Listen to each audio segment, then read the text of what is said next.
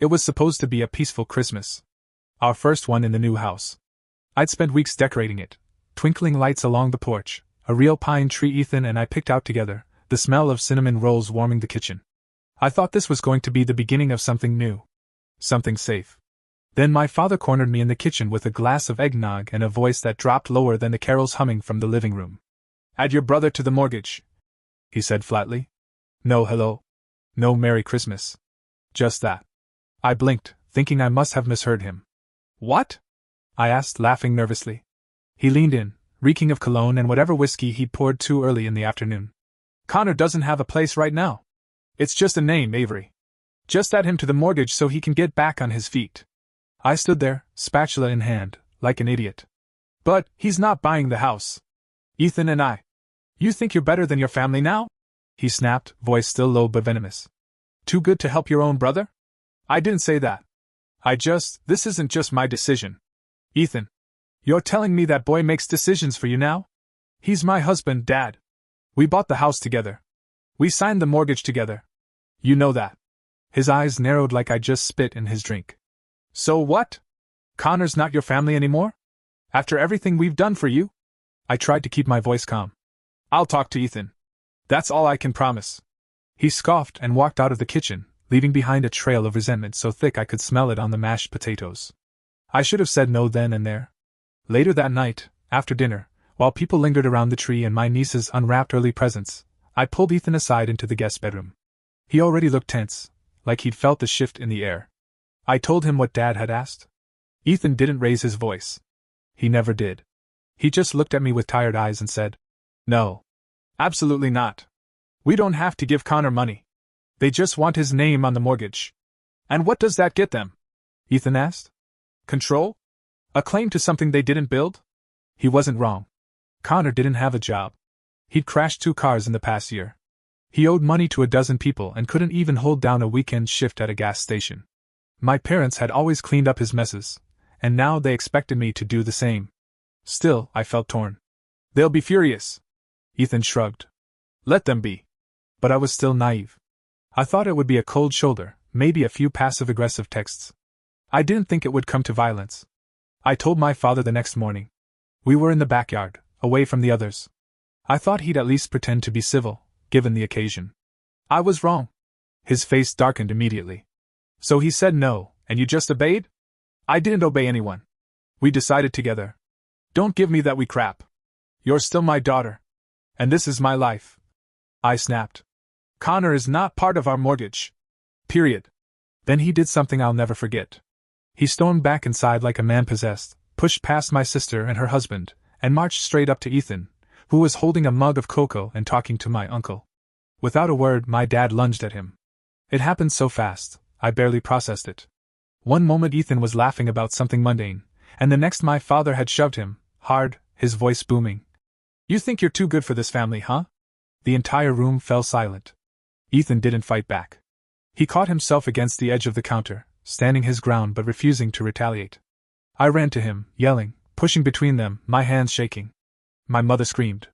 Connor stood in the corner and didn't say a damn word. "Get out," I told my father. "Leave." He glared at me like I'd betrayed him. "You'll regret this. You're still part of this family whether you like it or not." "No," I said.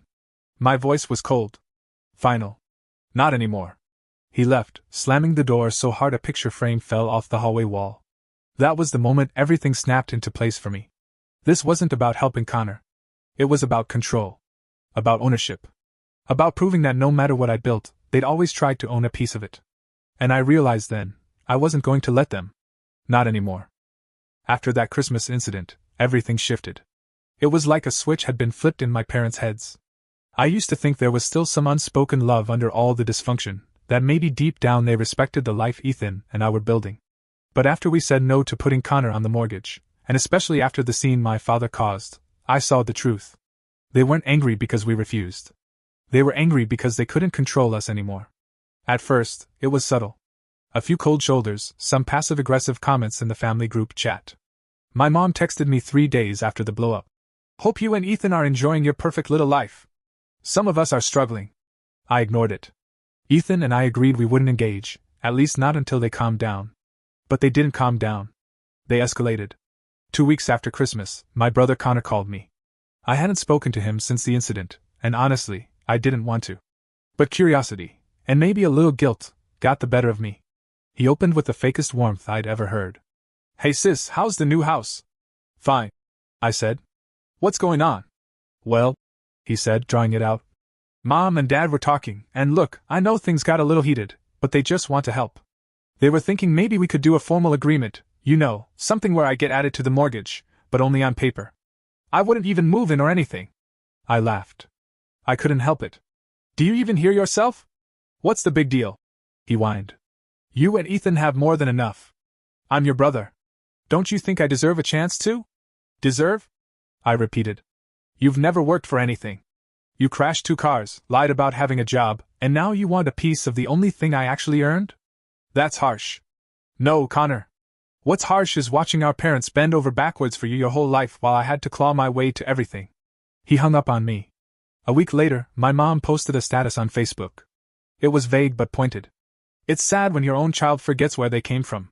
We raised her, gave her everything, and now she turns her back when her family needs her most." I didn't respond. But people in the comments knew exactly who it was about. My aunt tagged me. My cousin messaged me privately and asked, "What's going on?" At that point, Ethan suggested we start documenting everything. "This isn't just petty family drama anymore," he said. "They're pushing for something." I didn't want to believe it. But he was right. A few days later, we received a letter in the mail, handwritten and oddly formal. It was from my father. In it, he claimed that Ethan and I had verbally agreed to let Connor live in the house and be listed on the mortgage. He demanded a written confirmation and threatened to explore legal options if we didn't comply. I stared at the letter in disbelief. Ethan took photos and filed it immediately. "They're trying to set up a paper trail," he said. "It's bogus, but if they push this in court, it could become a nightmare." Then came the kicker, a lawyer's letter. Not a real one, some fake, legal representative, with no valid license number, just a Gmail address and a barely there header. But the letter accused us of fraudulent misrepresentation and demanded we honor the family agreement. It was absurd, borderline comedic, except for the fact that I knew my parents thought they were playing a real game. I started digging. I called an actual attorney and explained the situation. She was calm, professional, but also blunt. "Family disputes like this can get very ugly, especially when property is involved. Can they actually do anything?" I asked. "Not unless you've signed something. But if they're lying or fabricating documents, that's a whole different matter." I had never felt so betrayed. I thought maybe they'd lash out emotionally, maybe give us the silent treatment. But what they were doing now, it was calculated. One night, while going through some old emails, I found something strange. A bank statement in my name from a credit union I didn't recognize. I dug deeper. Apparently my name, and Connor's, had been attached to a loan application for a car. A car I had never seen. I confronted Ethan first. "Did you ever co-sign anything with them? Did they somehow use your info?" "No," he said. "Why?" "Because apparently I co-signed a car loan. With Connor." It didn't make sense. I'd never agreed to anything like that. I called the credit union the next morning, and after being passed between departments and verifying my identity, I got the truth. The application had been submitted using my old address, my parents' house, and an old phone number. The signature on file? Not mine. It was forged. I was shaking when I hung up. The credit union said they would flag the account for fraud, but the damage had been done. My own family had committed identity fraud against me. That's when everything inside me went cold. I wasn't dealing with parents anymore. I was dealing with people who saw me as an asset. A tool. A means to an end. Ethan held my hand while I cried that night. Not sobs, just quiet, exhausted tears. I wasn't sad anymore. I was done. "They want a war," he said gently. "So we give them one. On our terms." From that moment on, we started building our case. Ethan compiled every message, every social media post, every voicemail. I gathered old documents, scanned signatures, bank statements. We even found an old text from my dad bragging to his brother about getting Connor on the deed eventually. We weren't going to let them win. Not just because it was our house, but because we needed to protect ourselves from people who were supposed to protect us. Still, it hurt. I remembered growing up in that house, watching my dad grill steaks in the backyard, listening to my mom hum while folding laundry, getting blamed every time Connor messed up because, "You're older, you should know better." I had forgiven so much for the sake of keeping the family together. But they'd never done the same for me. It wasn't about a mortgage. It was about power. About punishing me for being the one who got out. A few days later, I got another message from my mom. "I don't know why you're doing this. We're just trying to look out for Connor." I didn't reply. But I wanted to scream, "You never looked out for me." In fact, I could count the number of times they'd helped me on one hand. They didn't attend my college graduation because it was too far. They didn't come to our wedding because it was too expensive. But now that I had something they wanted, something tangible, they suddenly remembered I existed. They were trying to rewrite our history. And they didn't realize I had receipts. Ethan and I met with a real estate attorney. We made sure everything about our property was airtight: title documents, ownership records, payment history. The house was ours, completely. No loopholes. No technicalities. We even added a clause to our property agreement that no third party could make claims without a notarized, signed agreement, something my parents definitely didn't have. We also filed a fraud report against the forged car loan. I gave the credit union a sworn statement and reported it to the local police, who opened an investigation. I didn't expect much to come of it, but at least it was on record. And finally, we sent a cease and desist letter to my parents and Connor, demanding they stop all forms of harassment, public defamation, and fraudulent claims. I thought that would be the end of it. But I was wrong. The night before we sent the letter, I got a call from my mom. She was crying. "I don't know what's happening to this family," she sobbed. "You've become so cold." "No," I said, voice steady. "You push me away. You picked Connor every time. And now that I'm not giving you what you want, you're shocked that I'm protecting myself. You don't understand," she said. "Your father is under so much pressure. We just wanted Connor to have a future. So you tried to steal mine?" I asked. She hung up. And just like that, I knew this was the final break. There was no going back. The moment I dropped the cease and desist letters in the mailbox, a strange calm washed over me. Not peace, exactly, but clarity. I had spent so much of my life tiptoeing around my parents' moods, bending to their guilt trips, patching up Connor's chaos, and trying to be the bridge between logic and dysfunction. But now, for the first time, I had chosen myself. And I wasn't done. The law firm Ethan connected me with specialized in family-related property disputes. They'd seen every kind of mess: estranged parents trying to lay claim on assets, siblings squabbling over inheritances, even forged wills. So our story? Unfortunately, it wasn't rare. But that meant they knew exactly what to do. The first thing our lawyer, Marlene, asked was simple. "What outcome do you want?" "Freedom," I said. "And for them to know they can't bully me anymore." She smiled. "Then let's make it hurt, in a way they'll never forget." And so we built a strategy. We discovered something Ethan and I had never paid much attention to before: the lease agreement on my parents' apartment. It was under my name. Years ago, when they'd been at risk of eviction, Connor having defaulted on a loan and my dad tanking his credit, I'd stepped in to sign the lease for them. At the time, I thought I was helping. I was 25, newly promoted, optimistic. I told myself it was temporary. They just needed a little time. But 5 years had passed, and I was still the legal tenant. They'd never even offered to take over the lease. And more importantly, they had stopped paying rent 6 months ago. I hadn't noticed because I had their payments on autopay through a separate account I barely monitored, one I had set up when I thought family comes first was a virtue, not a trap. When I told Ethan, he blinked twice, then started laughing. "You're kidding. You're literally still paying for their roof?" "Not anymore," I said. "We're flipping the script." Marlene confirmed it. Not only had they defaulted on the lease, but since I was the named tenant, I had the full legal right to terminate it. And if I could prove they were living there without authorization and without payment, I could formally file for eviction. Still, part of me hesitated. Not because they didn't deserve it, but because there was a child inside me still waiting for her parents to act like parents. To say sorry. To mean it. But then I remembered the forged car loan. The fake lawyer. My father shoving Ethan. And my mother pretending none of it was their fault. No. They weren't going to learn through conversation. They were going to learn through consequence. So I planned a dinner. I sent a text to my mother first. Simple, emotionless. "Would you and Dad be willing to come over for dinner? I'd like to talk." The reply came within an hour. "Yes. That would be nice. Should we bring dessert?"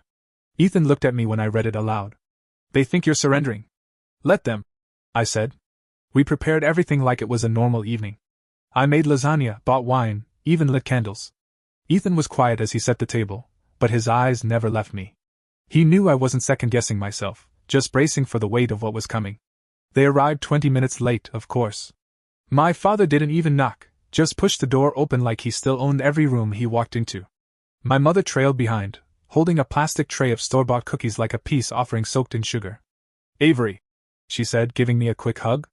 "Smells nice in here." My father didn't say anything. Just gave Ethan a tight nod and walked straight into the dining room like it was his. We sat. Ate. Talked. I let them ramble.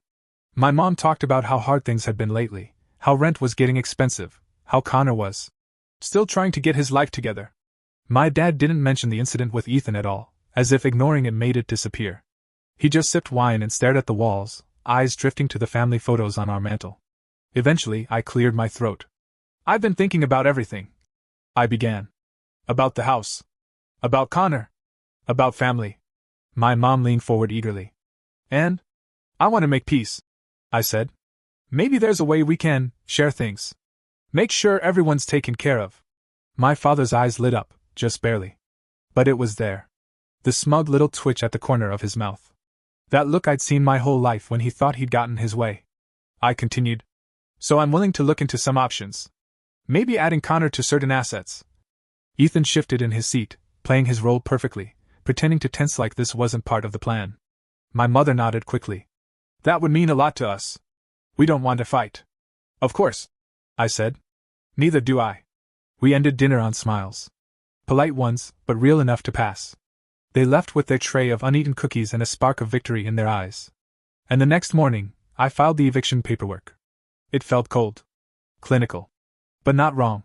Legally, I gave them 30 days' notice. I also froze the payment account and notified the leasing office that I was withdrawing as guarantor and tenant. Marlene ensured that everything was airtight, documented, notarized, undeniable. 7 days later, they received the letter. I didn't send it through a lawyer. I delivered it myself. I waited until 9 a.m., when I knew they'd be home.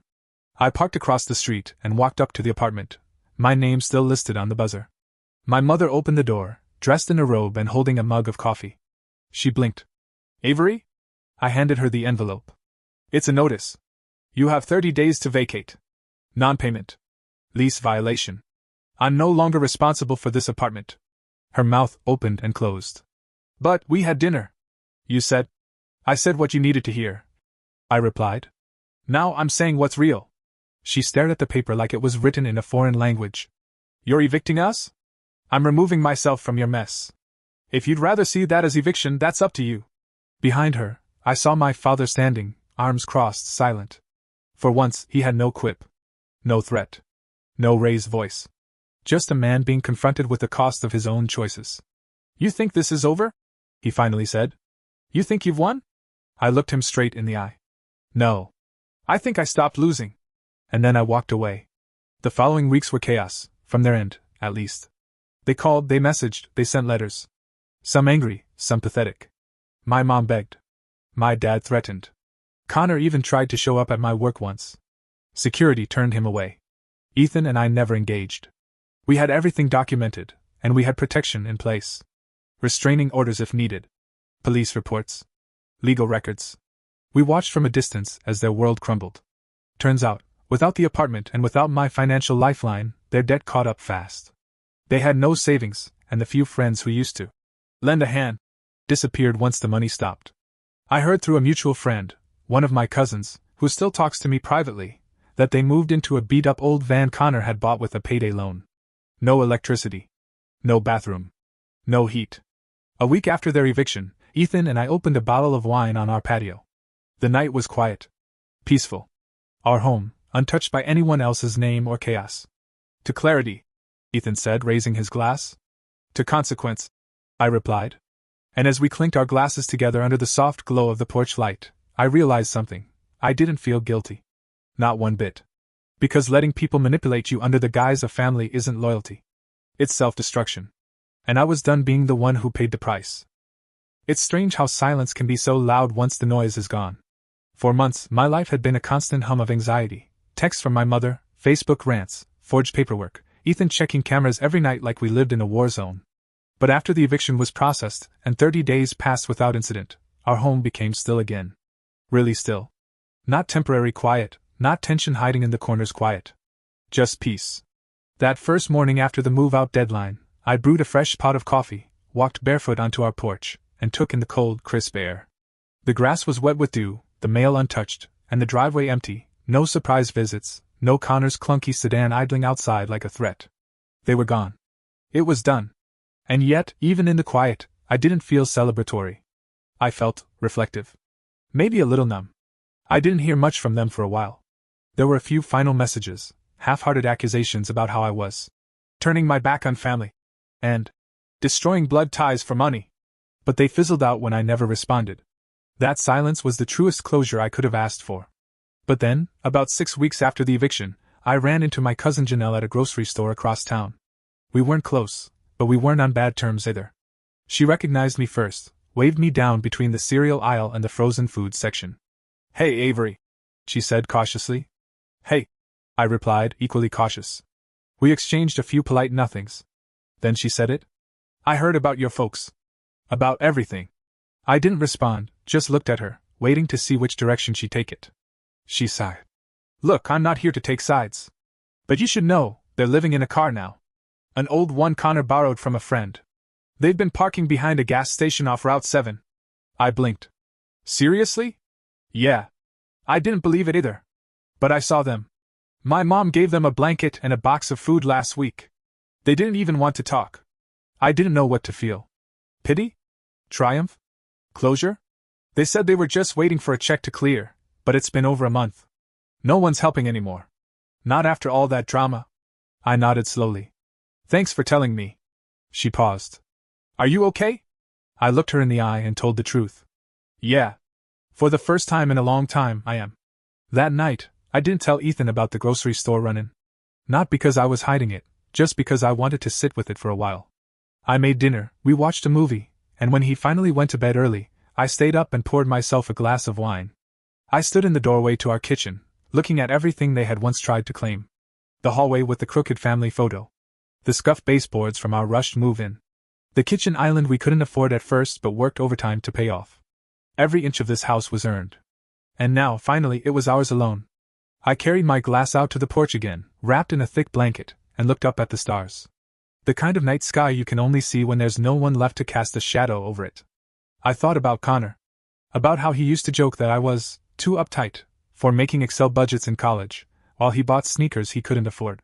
I thought about my dad, standing tall and smug at my wedding, pretending like he was proud while secretly planning how to pull me back into his orbit. I thought about my mother, who always sighed like love was a transaction and I never paid enough.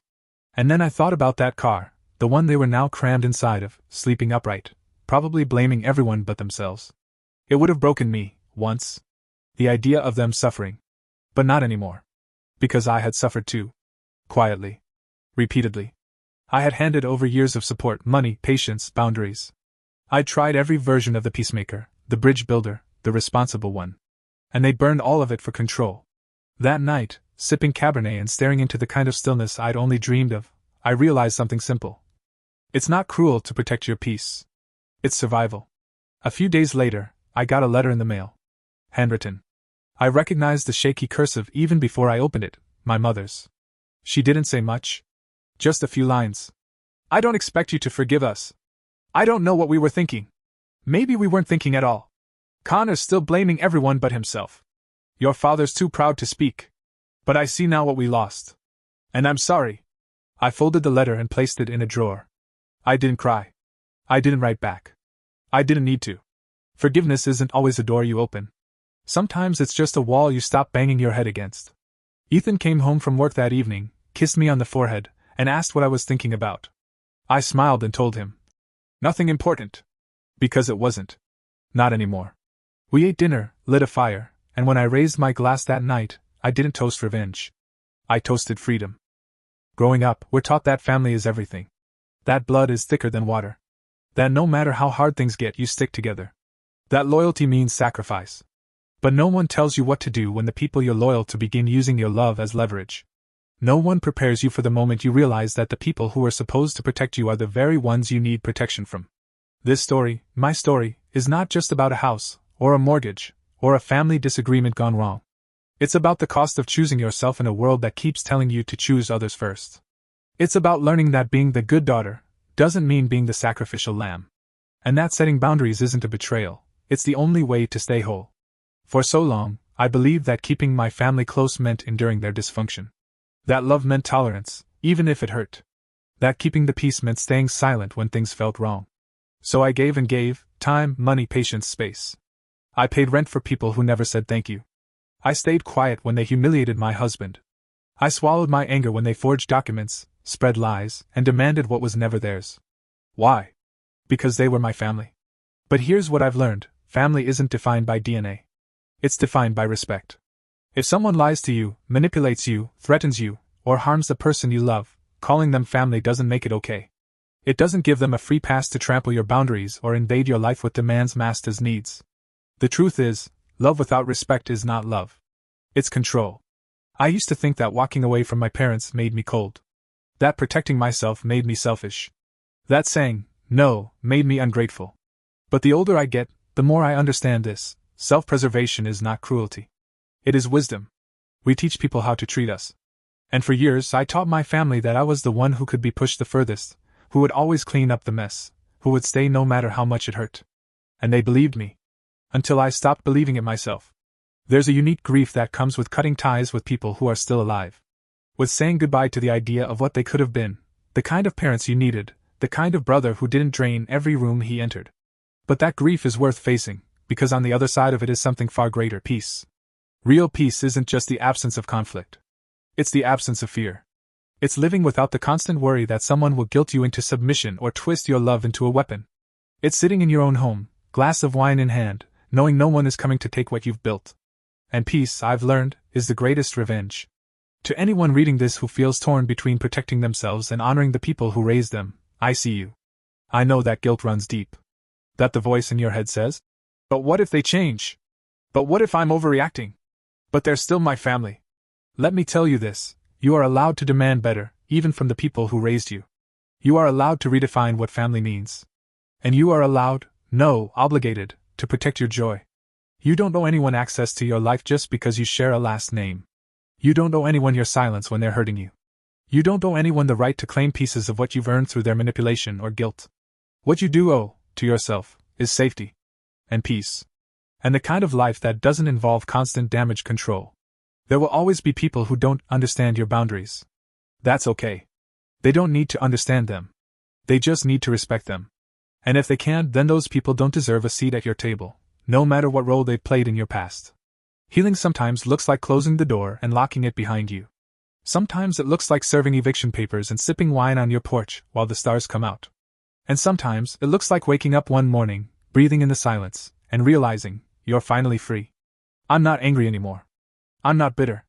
I don't replay the arguments or fantasize about revenge. I don't waste energy hoping they'll apologize. Because I don't need them to be sorry for me to be at peace. I just need to keep choosing myself. And I will. Every day.